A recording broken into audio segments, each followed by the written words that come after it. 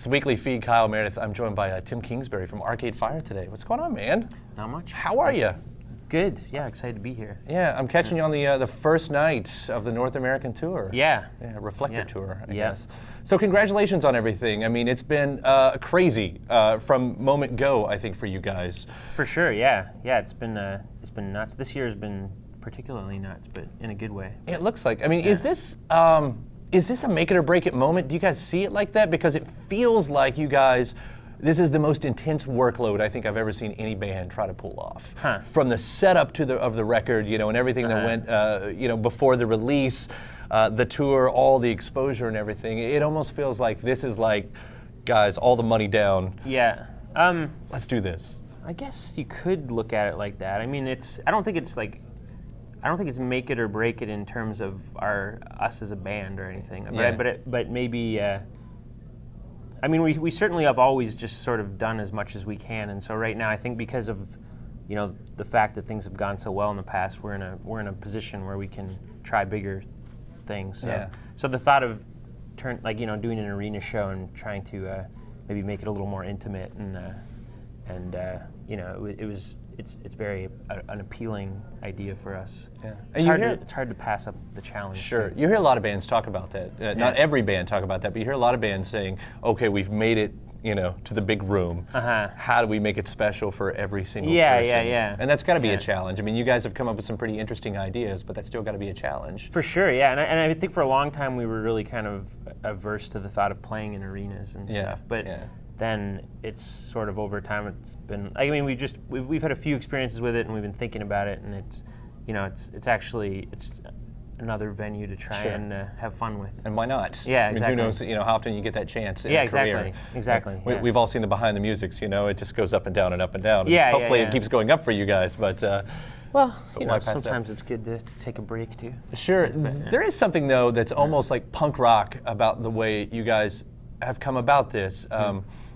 Here's a band that gets the Grammy, gets the album of the year, and then comes back with... I mean, a lot of other bands would just say, okay, let's try to capitalize on that. Let's go for the lowest common denominator on our sound. Let's write the big hit. This is a challenging record. And that's what I mean by it's almost like punk rock saying, listen, we've got the world's attention. Yeah. Now we're going to do something that is challenging, and you can, come with us or fuck off. Yeah. A little bit. Yeah.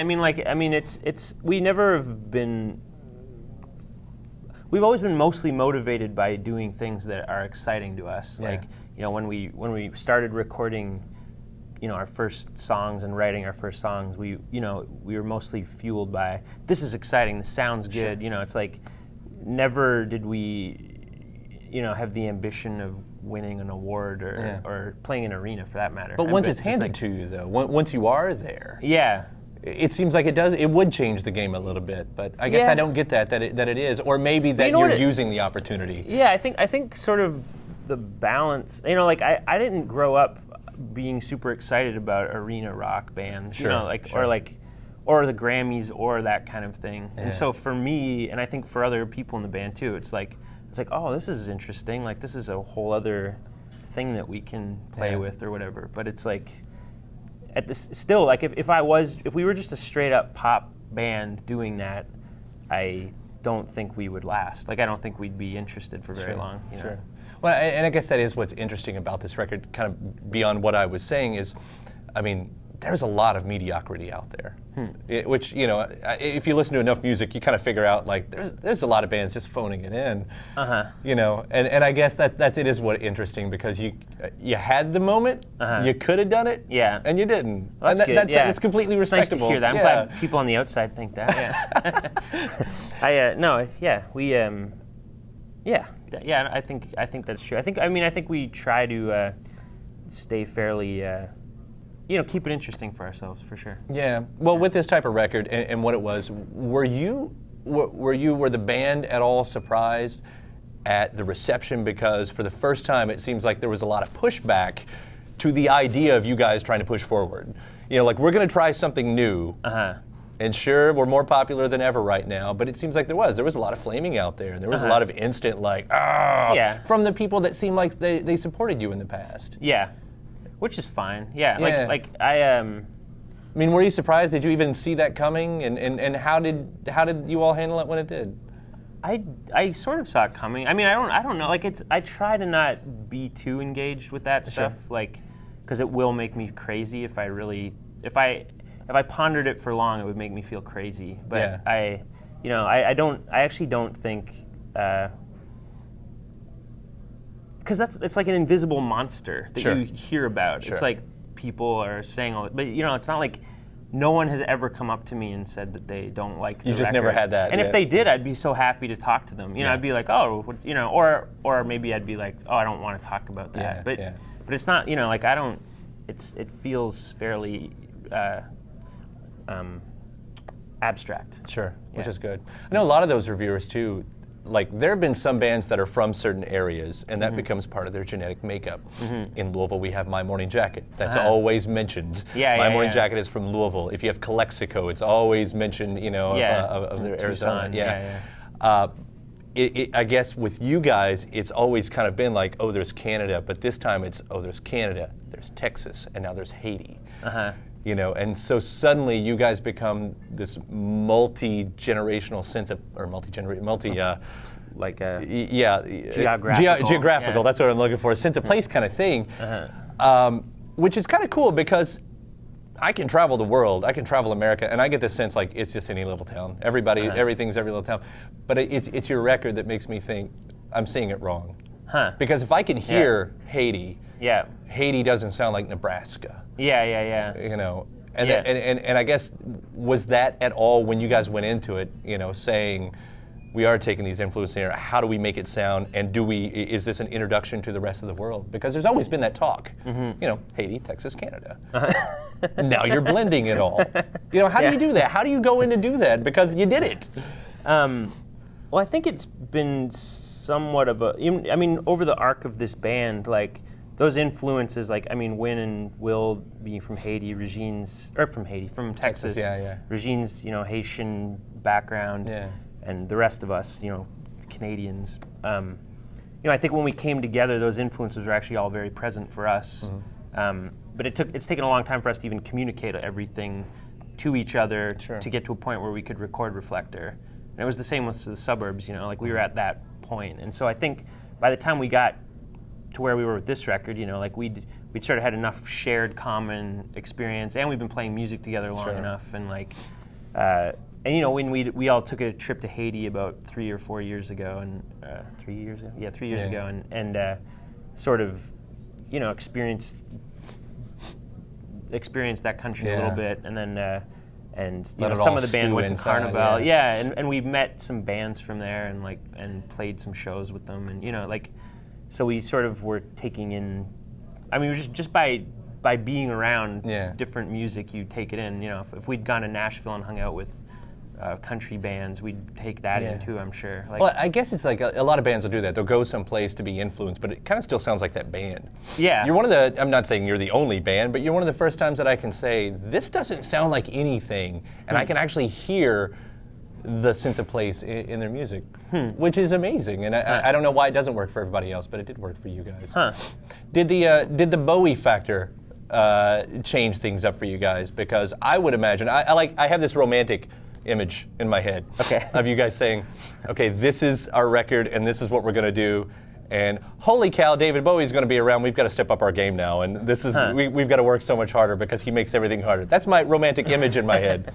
Did that have anything? But did it do anything because you can work with your idols? And it becomes like, I have to impress you. I think, it's been amazing to meet him and be able to work with him and stuff. But I don't know if that's actually the influence he's had. Meeting him is kind of like meeting a professor or something, or meeting like just like this guy that's been around, and he's obviously had such a crazy, amazing career, and he's very. Just meeting him is just it's been definitely he's definitely imparted lots of good stories and told us shared lots of ideas, and when he came to the studio, he was really encouraging and stuff. But I don't think it was intimidating. It was just exciting. It was like. When we were recording Reflector and he first was in the vocal booth and you'd hear him go like Reflector, in the David Bowie voice. We were all like, and there it is. And there's a history of rock and roll. Yeah, right there. Yeah, there it is. It's like with bands. Like once again, if you live your life as a musician, you get introduced to a lot of music, and suddenly it becomes like they're doing something really awesome. Yeah, we have to be trying at least as hard as that. Yeah.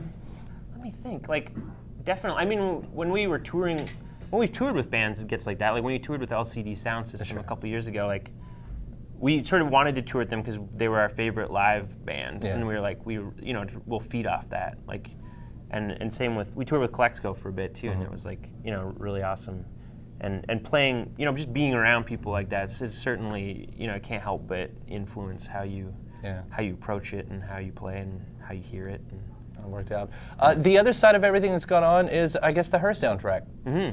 You do this simultaneously or semi-simultaneously? No, it was simultaneously. Yeah. How do you separate yourself in that? Because you're working on this score to a film. Yeah. You're trying to make this really amazing album. Uh-huh. I mean, that's a lot of music creation to begin with. I don't think a lot of bands could handle, but you guys were how do you separate yourself in that? Because that is two different things, right? Yeah. I guess work is work, but at the same time, no, for sure, art is also. And there was certainly a bit of overlap. I mean, like Supersymmetry is on the record and on the soundtrack, and there was definitely in the writing. I mean, I would say the record was certainly the number one priority, and we were kind of focused on the record. And I can't even remember when Spike first approached us, like where we were at. But I feel like we were already kind of into the recording of the record, and but he just kind of came to us with the idea of the film, like and gave us some shots and a script, and we checked it out, and we were all pretty excited about it. Like it seemed like a cool concept, and so then we were just. It was kind of a collaborative, long-term process. For a while, we just would record ideas and send them to him, and then he would, he would send them, or he would listen and be like, "Oh yeah, this is cool. Like maybe more, like less electronic." Like because when we first read it, we were like, "Oh, this is sci-fi." Like we were like Blade Runner, right. Which actually was an influence on our own record. Like we were thinking a lot about that. Like we were using this Yamaha synth that's like all over that. I remember Yesayer saying they use that a lot. Oh, really? Not the synth, but the Blade Runner. Yeah. I mean, it's such a cool sounding. Cool how that comes through. But it seems like you would have to. That's a switch in your mind that you have to flip to say this is that. For sure. Now we got to flip to this. No, for sure. And we definitely were like budgeting. Like it was like this is film track. Like you can't mix the two. Right. For sure. Are we going to see that actually in a physical version at any point, or even just a full? I'm not sure. Available version. I'm not sure yet. I hope originally we weren't, but we might yet. Yeah. I think there's going to be demand at some point, or else it's going to be one of those great bootlegged items. Of history. No, it sort of seems like we probably should. Yeah. I can't wait. Tim, it's been fun talking to you and everything. You too. And congratulations on everything. Thank you. Reflector, fantastic, and we'll see you around next time. Great, thanks a lot.